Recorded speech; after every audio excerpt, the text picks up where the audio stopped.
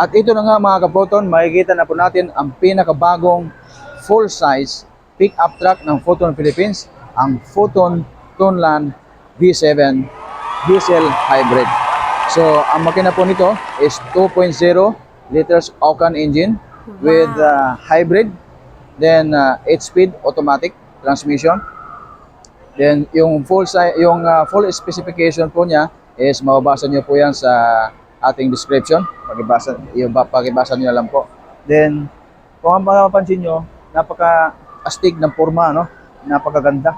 Tapos lahat ito naka LED, no? So papapuksan natin mga kapoton yung kanyang headlight. Then beam light. Wow. Then fog light. Then hazard light. So, wow, napakaganda talaga mga kapoton. Pwede po. Yan, maganda. So, buksan natin yung hazard light lang niya. Oh. Pag nakabukas yung hazard light, mamamatay yung kanyang daytime running light. At saka mga kapoton, yung headlight po natin is meron siyang automatic. Ibig sabihin, pag dumaan ka sa tunnel, pag naka-auto siya, mag-automatic ilaw siya. Meron naman siyang permanent. Wow! Depende sa adjustment niya. Then sa likod naman niya, meron siyang rear fog light. Ito naman yung sa rear fog light mga kapoton, ha. Pakabuksan ko.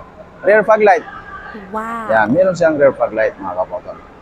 At saka kagandahan nito mga kapoton, yung size ng kanyang gulong is 265 by 70 around 18.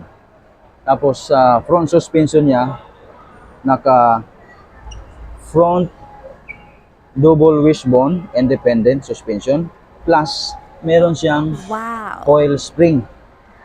Di ba? Napakaganda ng ano niya. Very comfortable yung kanyang rides mga kapoton. Tapos meron siyang ito tinatawag na gill design, no? Di ba? Parang shark. Meron siyang gill design. So dagdag siya sa forma plus doon sa aerodynamic niya. Then meron siyang signal light repeater or hazard light repeater sa side mirror. Tapos yung kanyang side mirror is hindi siya auto fold. Pero mabilis lang din yan siya matutupi pagka mayroong kayong nasagi. Example. Pero pagka nasagi man yan, hindi siya basta-basta nababasag. Kasi kung mapansin nyo, madali lang din siya matupi. Kung dito naman banda, ganun din siya, mabilis lang din siya matutupi. So, kung may masagi mga ganyan na nakamotor, so hindi basta-basta siya mababasag. Dito naman sa likod niya, naka rear leaf spring non-independent suspension with shock absorber. Wow. Harap at likod niya, naka-ventilated disc brake. O, diba? Ang ganda. Tapos yung kanyang mag wheels, parang black rhino yung design. Diba? Ang ganda. At ito pang kagandahan, mga kapoton, dito sa likod, mayroon siyang rear camera plus 4-eye backup sensor. Ayan. Diba? Ito, kahit malaki siya, siyempre, akala natin mabigat, no? Pag binuksan. Pero ito, kahit bata, magaan na bubuksan. No? Tapos, pwede mo siyang bitawan. Oh. Diba? Kasi meron siyang hydraulic. Yan. Hindi siya mabigat. Oh. Isang daliri ko lang yan. Oh. Diba? Ang ganda. Tapos, pag binuksan mo rin dito sa may driver side, meron siyang welcome light or ambient light. Oh. Diba? Itong ilaw na to, pwede mo niyong baguhin. So, iba-ibang kulay po niyan. May red, blue, yellow, green.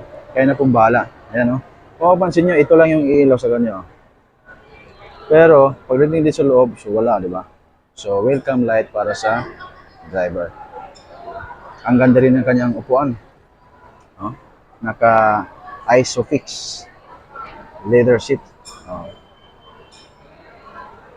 Wow. Napaka-elegante talaga tingnan sa loob. Parang kala mo, hindi pick up no? Eleganteng SUV. Ito naman sa kanyang rear passenger. Oh, diba? Maluwag din. Tapos, ito, naka-fold. Ayan. Pati yung sa kabila, naka-fold din.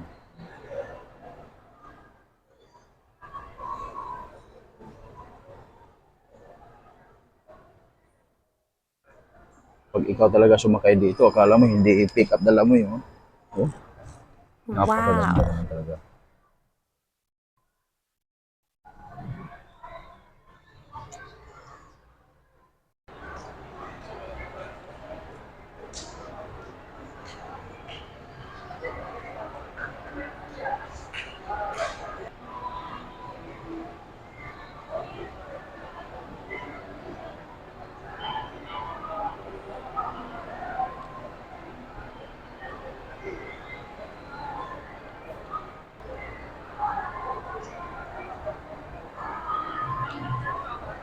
So yun lang mga kapoton.